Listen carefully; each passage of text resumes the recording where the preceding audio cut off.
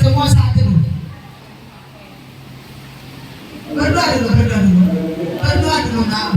Berdoa dulu, berdoa dulu, berdoa dulu, berdoa.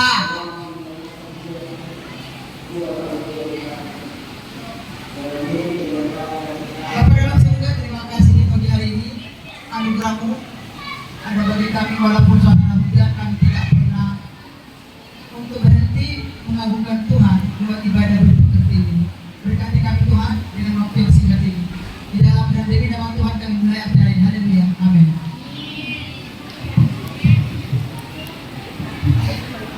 Marilah kita menyanyikan lagu Senajan bagi Tuhan.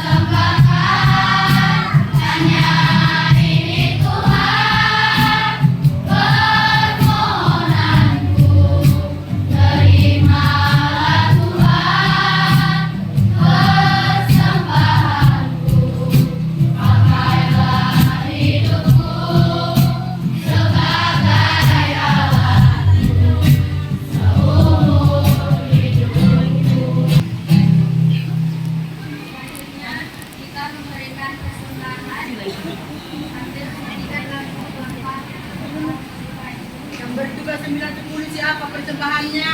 Berdiri cepat.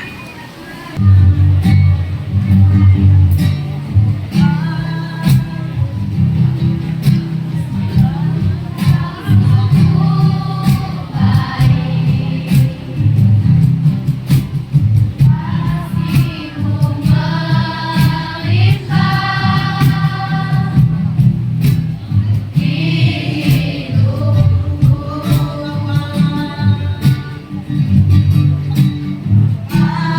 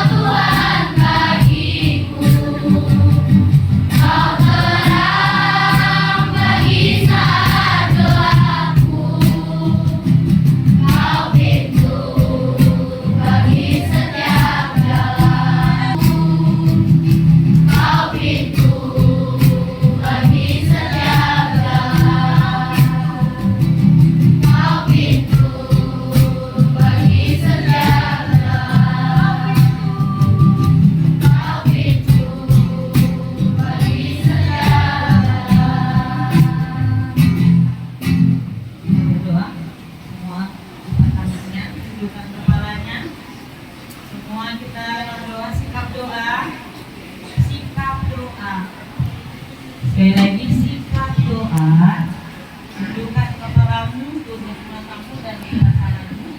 Bapa di surga, dalam nama Tuhan Yesus, terima kasih untuk pagi hari ini. Kami bersyukur karena kami memiliki kesempatan untuk mendengarkan firman-Mu. Kami mohon Tuhan mengurapi dengan kuasa Roh Kudus-Mu, agar apa yang disampaikan kepada kami itu menjadi kekuatan yang baru, semangat yang baru, dan boleh menjadi hidup yang baru bagi kami. Berfirmanlah bagi kami Tuhan, sebab kami telah siap mendengar di dalam nama Yesus kami berdoa. Amin. Shalom. Shalom. Apa kabar hari ini? Apa kabar? Ya, terima kasih ya. Kelas 9 itu perempuan ajaib sebagai isi masuk. Kenapa? Kelasnya itu 93, ada yang 19 yang tunggu. Saya tahu hujan, saya juga terlambat, ya kan? Hujan sampai satu derasnya hujan, nggak bisa bawa kendaraan itu dengan cepat saking gelapnya. Tapi saya sadar saya terlambat. Dari begitu nyampe, saya langsung lari ke sini. Itu orang-orang yang di sana tadi saya lihat, dan tidak ada keinginan sedikit pun udah melihat gurunya lari-lari mengikuti dari belakang. Dan di belakang ada apa? Dan baru Dan di belakang ada apa? bisa. Ya, ada slide-nya ya. Ada yang bawa Alkitab? Laptop itu tinggal. Ada yang bawa Alkitab? Tidak ada lagi ya kan? Salah satu membuat kalian malas bawa Alkitab karena selalu disediakan melalui slide atau PowerPoint. Sehingga berpikir gini, tidak perlu lagi bawa Alkitab karena sudah disediakan. Dan Alkitab itu merupakan buku yang paling berat untuk dibawa oleh setiap orang, termasuk juga kalian. Nah, hari ini kita belajar firman Tuhan dari Amsal 1 ayat 7 yang hafal sama-sama 3 2 ya.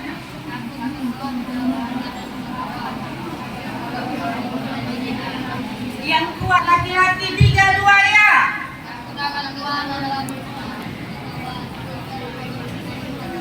Iya, contohnya orang bodoh yang menghina hikmat dan didikan itu adalah orang-orang yang sama sekali tidak mau membaca firman Tuhan. Tolong dong ya, hargai orang yang berbicara. Ya kan? Tidak perlu emosi dengan di tempat ibadah. Anak-anak ibu, bahasa saya kedengaran Kak Dila? Kedengaran? Kedengaran? Nggak dengar, berarti ini balikin. Awas kuping kalian. Geser. Dengar? Siapa lagi yang nggak dengar? Dengar? Delila? Kedengaran? Sudah dengar?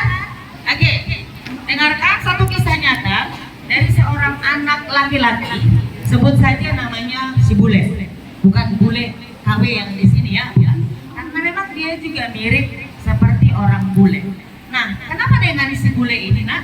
Si Bule ini waktu SD, 6 tahun SD, orang tuanya setiap tahun itu selalu mengemis atau minta tolong untuk anak ini bisa naik kelas. Secara kognitif atau secara pengetahuan, si Bule ini sangat jauh tertinggal dari teman-temannya. Dia bukan saja urutan ke-45, dia bukan saja urutan ke-70, tetapi urutan terakhir dari jumlah semua kelas 1, kelas 2, kelas 3, sampai kelas 6. Orang tuanya bergumul terus bagaimana anak ini supaya bisa naik kelas. Sudah dileskan berbagai macam les, tetapi si Bule ini juga tidak bisa meningkat secara kognitif. Dan sudah dipukul, sudah dibujuk, bahkan sudah dibawa ke psikolog, tetapi secara pengetahuan dia tetap tidak ada peningkatan.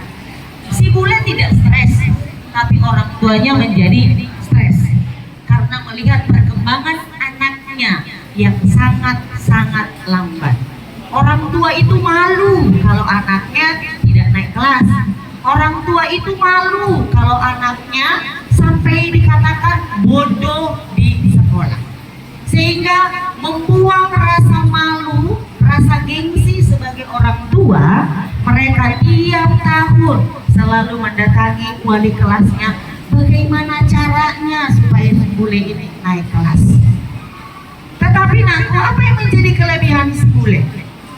Si bule itu sekalipun dalam kekurangannya dia tidak bisa menangkap pembelajaran, tetapi yang namanya ibadah, si bule ini adalah anak yang paling rajin.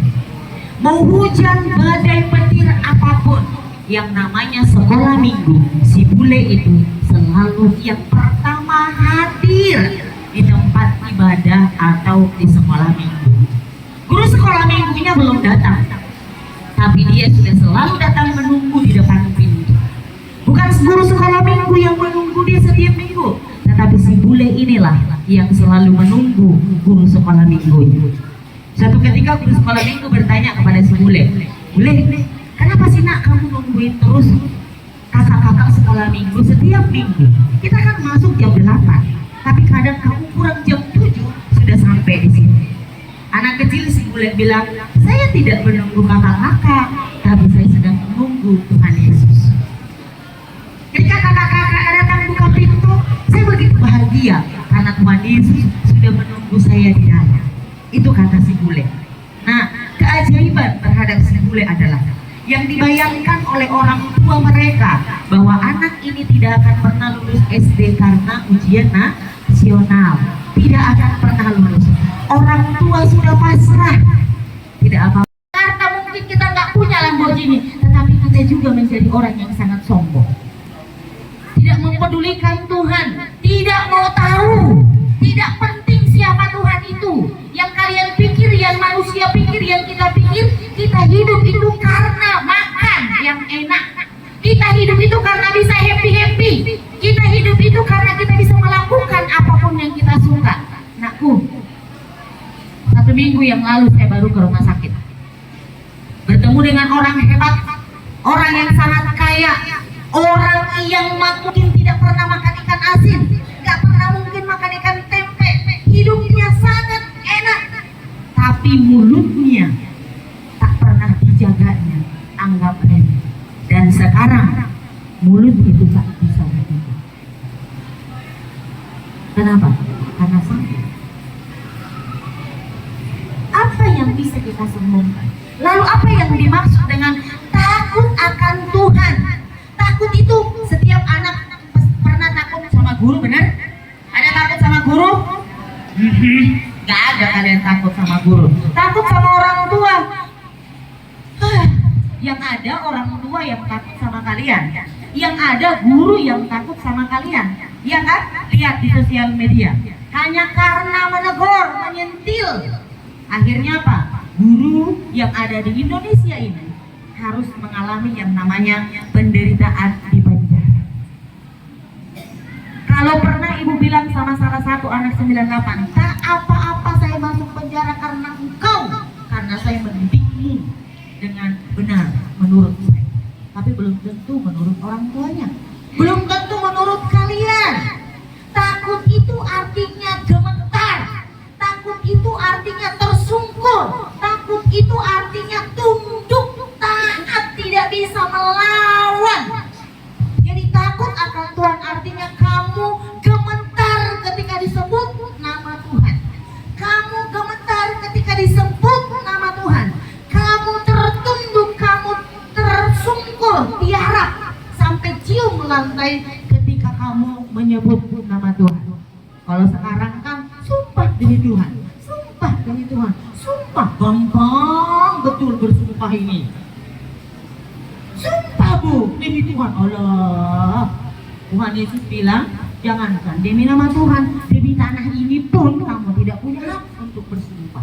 Kalau kamu bersumpah, bersumpahlah demi nama dirimu sendiri kalau memang harus. Jangan bawa-bawa nama Tuhanmu. Jangan seolah-olah kamu lebih hebat dari Tuhan. Tuhan itu maha kuasa, dia tidak bisa kita lawan dengan cara apapun. Tidak bisa disogok. Takut akan Tuhan permulaan.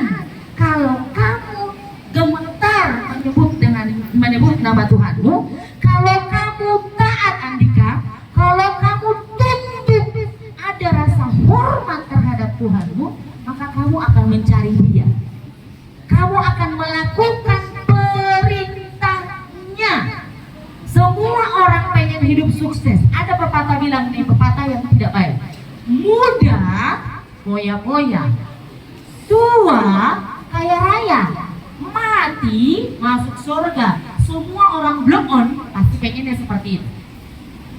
Pengen kaya masa muda, pengen semua hal negatif ingin dilakukan. Setelah tua kaya raya. Anaknya sultan aja, kalau nggak dia lanjutkan bisnis bapaknya, dia tetap bangkrut. Walaupun sudah disiapkan oleh orang tuanya 7 turunan, tapi kalau dia cuma tahu hambur-hamburkan, habis. Apalagi zaman now, tak perlu kita pergi ke mall, cukup dengan handphone, lenyap semuanya. Apalagi kita yang memang tidak punya apa-apa, cuman hidup dalam hayalan, bermimpi jadi orang besar. Ya, yang besar itu jadi dalam badanmu dengan berbagai macam sakit, penyakit.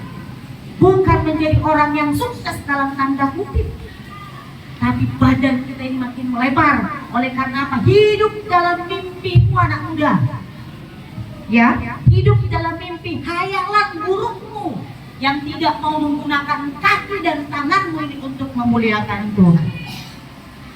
Takut akan Tuhan permulaan awal, yang pertama, the first, yang awal sebelum yang lainnya itu adalah Tuhan dulu cari.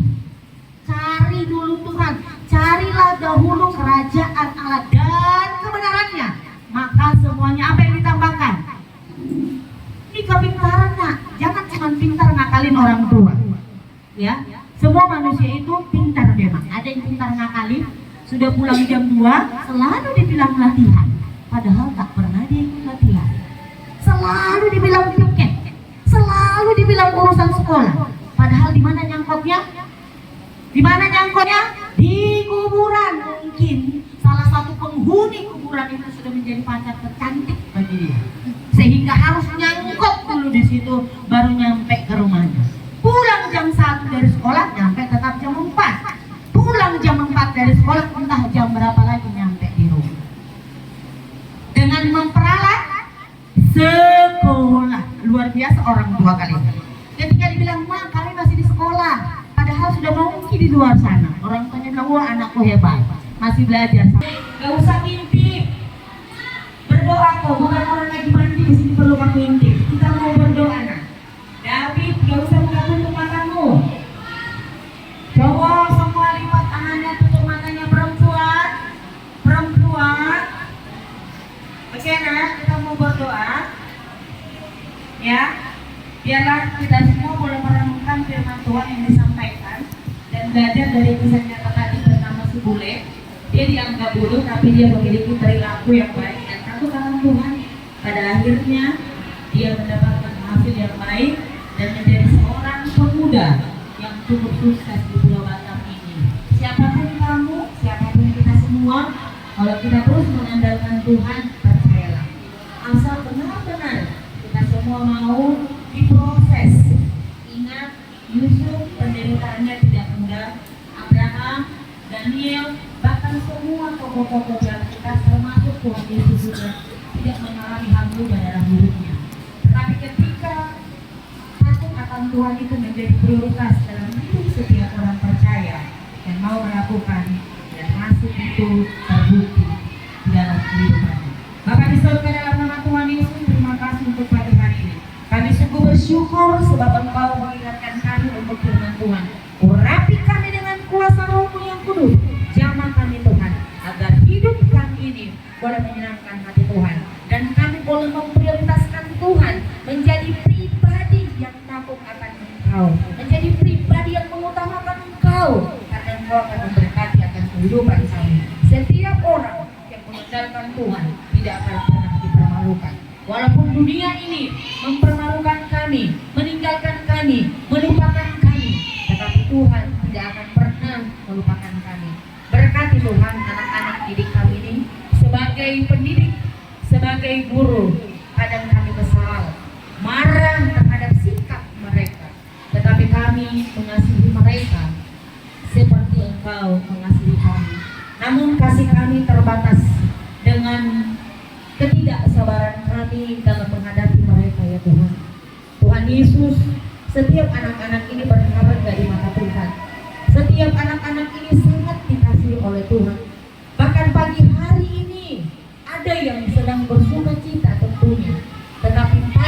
juga di antara mereka pasti ada yang terluka, pasti ada yang bersedih, pasti ada yang merasakan kekecewaan yang dalam dalam hidupnya.